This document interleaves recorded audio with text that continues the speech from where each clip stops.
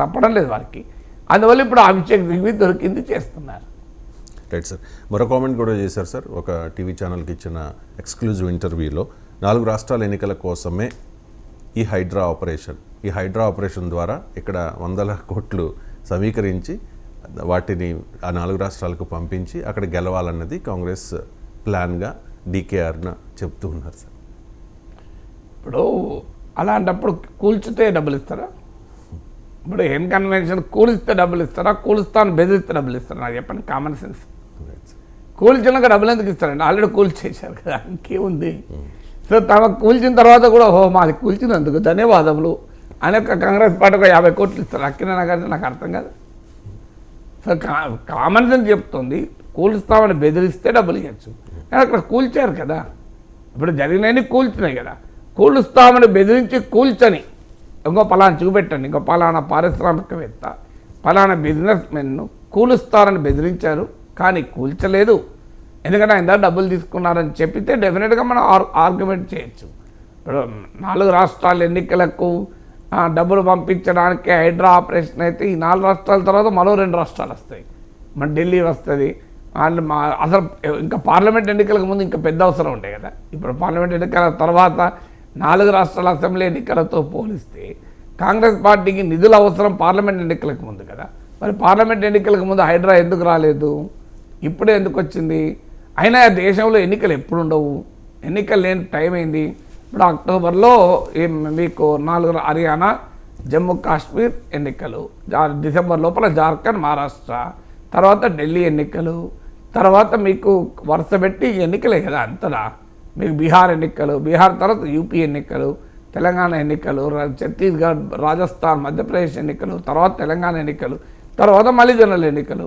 మన దేశంలో ఎన్నికలు లేనిది ఎప్పుడు చెప్పండి నాకు. సో అంటే హైడ్రా మనకు నిర్దిష్టంగా చెప్పాల్సింది రాజకీయ నాయకులు. ఇప్పుడు ఎన్ కన్వెన్షన్ కూలిస్తే అయితే నాగార్జున డబ్బులు ఇవ్వడు నాకు తెలిసినంతవరకు. కూల్చినందుకు ధన్యవాదంలో 50 కోట్ల కవర్లో పెట్టి తీసుకుపోయిస్తాడు ఎవరన్నా. చెప్పాల్సింది ఏంటంటే ఇంకో పలానా ఇండస్ట్రియలిస్ట్, పలానా బిజినెస్ మ్యాన్, పలానా ఆస్తిపరుని దగ్గర బెదిరించారు, హైడ్రా నోటీస్ ఇచ్చింది, ఆ నోటీస్ ఇవ్వడంతో వాళ్ళు భయపడి డబ్బులు తీసుకుపోయి ఇచ్చారు అని చూపెట్టమనండి.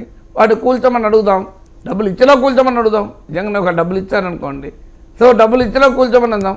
నిజంగానే ఎఫ్టీఎల్లో లేదా బఫర్ జోన్లో కట్టిన అక్రమ నిర్మాణాలు పేద మధ్యతరగతి ప్రజలై కాకపోతే, అక్కడ మళ్ళీ చెప్తున్నాం, పేద మధ్యతరగతి ప్రజలు మినహాయించి బడా పెద్ద పెద్ద వ్యాపారులు, పెద్ద పెద్ద పారిశ్రామికవేత్తలు, రాజకీయ నాయకులు, ఉన్నతాధికారులు, సంపన్న వర్గాలు తమ విలాసాల కొరకు, తమ అక్రమ వ్యాపారాల కొరకు ఎక్కడ చెరువులు ఆక్రమించినా వాటిని కూలగొట్టాలి, పేద మధ్యతరగతి ప్రజలు బదిలేయాలి. ఇది బేసిక్ థియరీ కదా. ఈ బేసిక్ ప్రిన్సిపల్ ప్రకారం పేద మధ్యతరగతి ప్రజలకు ఎక్కడ నోటీసులు ఇచ్చినా దాన్ని అడ్డుకోవాల్సిందే, వ్యతిరేకించాల్సిందే. ఎక్కడైనా కూల్చే ప్రయత్నం చేస్తే అడ్డుకుందాం అందరం కలిసి వెళ్ళి. నేను కూడా రెడీ, ఏ రాజకీయ పార్టీ పిలిచినా వెళ్తాను. ఇంకో పలానా చోట పేదల ఇల్లు కూల్చడానికి బుల్డోజర్ వస్తోంది సార్, ఇది అన్యాయం అనండి. డెఫినెట్గా నా ఇంటర్వ్యూలోనే హైడ్రా కమిషనర్ చెప్పాడు, పేద మధ్యతరగతి ప్రజలు ముట్టుకోము 100% అన్నాడు. అందువల్ల దాన్ని నేనే ముందుకు వస్తాను. ఇక బడా బాబులు ఎవరికన్నా కూల్చలేదనుకుందాం, ఎఫ్టీఎల్లో ఉన్నారు, బఫర్ జోన్లో ఉన్నారు, నోటీసు కూడా ఇవ్వలేదు, లేదా నోటీసు ఇచ్చి కూల్చలేదు, వాళ్ళ దగ్గర డబ్బులు వసూలు చేసడానికని చెప్పండి, మనమే వెళ్దాం. మీరు ఒక జేసీబీ పట్టుకొచ్చుకోండి, బుల్డోజర్ పట్టుకొచ్చుకొని, నేను ఎఫోర్డ్ చేయలేను, కానీ మనం అందరం వెళ్దాం, బుల్డోజర్ జేసీబీతో దానికి కూల్చిపోవడమని చెప్దాం. మీరన్నా కూల్చలేదు, మేమన్నా కూలుస్తామని చెప్దాం, రెడీ. కానీ ఇలా వేగ్గా ఆరోపణ చేస్తే దానికి ఎవరు విశ్లేషించగలరు, ఎవరు ఆన్సర్ చేయగలుగుతారు? ఇప్పుడు ఎవరు ప్రూవ్ చేయగలుగుతారు 4 రాష్ట్రాలకు డబ్బులు ఇచ్చారా, ఇవ్వలేదా, ఎవరు ఇచ్చారు, ఎవరు ఇవ్వలేదని? అయినా కేంద్రంలో అధికారంలో ఉన్న పార్టీ నాయకులు చెప్తున్నాండి. ఈ కారణ Bharatiya Janata party all India vice president, ఇది అలాంటి అవకాశం ఉంటే కేంద్ర సంస్థలు ఏం చేస్తున్నాయి, సిబిఐ ఈడీ ఏం చేస్తున్నాయి?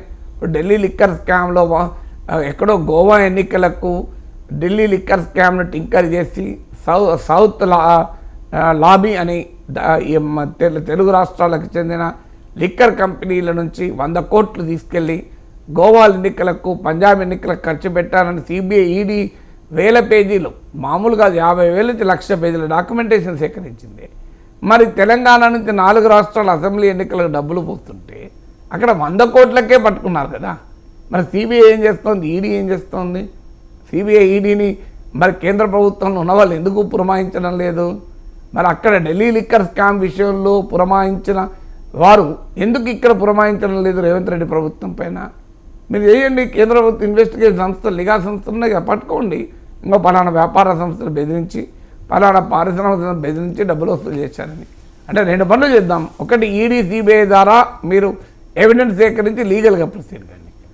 పొలిటికల్గా వెళ్ళి ఇంకో పలానా ఇండస్ట్రియలిస్ట్, పలానా బిజినెస్ మ్యాన్, పలానా ట్రేడర్, పలానా డబ్బున్నవాడు, ఇంకా అతని బిల్డింగ్ ఎఫ్టీఎల్లో ఉంది, అతను నోటీస్ ఇచ్చారు కానీ ఇప్పటివరకు కూల్చుతలేరు, పలానా ఇన్కన్వెన్షన్ కూల్చారు, ఇది మాత్రం కూలుస్తలేరు. లెట్స్ ఆల్ గో, మనం వెళ్దాం, అందరం కలిసి కూల్చేద్దాం, రెడీ. మరి దీనికి సమాధానం చెప్పాలి. ఇది ఏది లేకుండానే జనరల్గా ఇన్కన్వెన్షన్ కూల్చినప్పటి నుంచి ఎక్కడ లేని కోపం వస్తుంది. నాకు నిజంగా అర్థమవుతలేదు. అప్పటిదాకా మీరు చూడండి, హైడ్రా పైన ఒక్క విమర్శ లేదు. మీరు హైడ్రా విషయంలో ఏ భారతీయ జనతా పార్టీ నాయకుడు, డికే అరుణ కానీ, ఈటల రాజేందర్ కానీ, అఫ్కోర్స్ కిషన్ రెడ్డి మాట్లాడిందేమో పాలసీ మాట్లాడాడు ఆయన. కిషన్ రెడ్డి కూల్చొద్దు, కూల్చకూడదు, కూల్చడం అనే దానికన్నా ఆ రోజు మీరే కదా పర్మిషన్లు ఇచ్చారు. నిజమే కదా, మనం కూడా అంటున్నాం, అందరం అంటున్నాం కదా, ఆ రోజు మరి పర్మిషన్లు ఎందుకు ఇచ్చారని అంటున్నాం కదా. ఇక రఘునందన్, రాజా సింగ్ వాళ్ళైతే ఓపెన్గా మద్దతు ఇచ్చారు. రాజా సింగ్ అయితే నేను ముఖ్యమంత్రి, భయపడకండి, నేను రక్షణగా వస్తాను కూడా అన్నాడు. సో రాజా సింగ్, ఇక రాజా సింగ్ లాంటి వాడు రక్షణగా ఉంటే హైదరాబాద్లో ఎవరికి భయం ఎక్కడిగా, టెన్షన్ ఏముంటుంది రక్షణ ఉంటే. సో అందువల్ల రఘునందన్ లాంటి మాటకారి మీకు అండగా ఉన్నాడు కదా, ముఖ్యమంత్రికి అండగా ఉంటానన్నాడు కదా కూలిస్తే.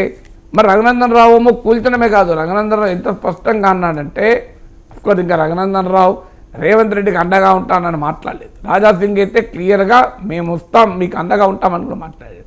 రఘునందన్ రావు ఏమన్నాడు, నాగార్జున డబ్బులు వసూలు చేయాలన్నాడు.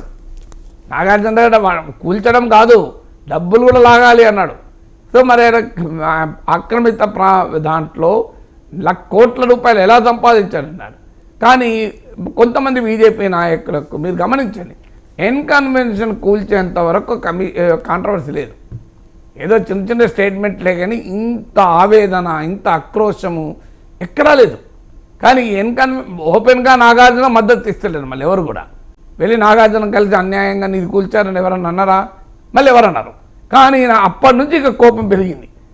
మరి ఎందుకు పెరిగింది నాకు నిజంగా అర్థమే కావడం లేదు. పోనీ ఇన్కన్వెన్షన్ కూల్చారు, మీకు కోపం ఉంటే ఉండొచ్చు, ఫలాన్ని కూల్చమని చెప్దాం. సిమిలర్గా ఎక్కడా వివక్ష ఇప్పుడు ప్రిన్సిపల్స్ ఆఫ్ నేచురల్ జస్టిస్ ప్రకారం అక్కినే నాగార్జున అయినా నాగేశ్వర్ అయినా ఫండమెంటల్గా ఎక్కడా వివక్ష ఉండకూడదు. ఎఫ్టీఎల్ బఫర్ జోన్లో విలాసాల కొరకు, విశృంఖల వ్యాపారం కొరకు అడ్డగోలుగా చేసిన నిర్మాణాన్ని కూడగొట్టాల్సిందే. బతకడం కొరకు, గూడు కొరకు, తాము ఉండటం కొరకు తెలుసో తెలియకో అక్కడ ఏదన్నా వెంచర్లో ప్లాట్ కొని ఇల్లు కట్టుకుంటే వాళ్ళు వదిలేయాల్సిందే. ఇది ప్రిన్సిపల్. ఇంత సింపుల్ ప్రిన్సిపల్ కదా, దీనికి ఏముంది? మీరు చెప్పండి డికే అరుణ గారు, ఫలానా ఇండస్ట్రియలిస్ట్, ఫలానా వ్యాపారవేత్త ఎఫ్టీఎల్లోనే కట్టారు, లెట్స్ ఆల్ గో. మనం బ్రహ్మాండంగా పోయి కొలవడదాం, హైడ్రా కమిషనర్ నోటీస్ ఇద్దాం. నేనే రంగనాథ్ గారితో మాట్లాడతాను, సార్ మరి మీరు ఎప్పుడు కూలుస్తారు? ఇప్పుడు హైడ్రా వాళ్ళు నోటీస్ ఇస్తాను, వారం రోజులు నోటీస్ అంటారు, మనం కూడా వారం రోజులు నోటీస్ ఇద్దాం హైడ్రాకు. సార్ ఇంకో ఇక్కడ మేము కనుగొన్నాం, మీరు కూల్చండి, మీరు కూల్చకపోతే మేమే కూలుస్తాం వారం తర్వాత అని మనం వెళ్ళి కూలుస్తాం. ఇది కదా. కానీ జనరల్గా 4 రాష్ట్రాలు ఎన్నికలకు చేశారు. ఎన్నికలు దేశంలో ఎప్పటికి ఉంటాయి, ఇవాళ ఒక్కరోజు ఉంటాయా? Right sir. ఇక చాలా రాష్ట్రాల్లో భారతీయ జనతా పార్టీ బీజేపీ ఇతర పార్టీలు అధికారంలో ఉన్న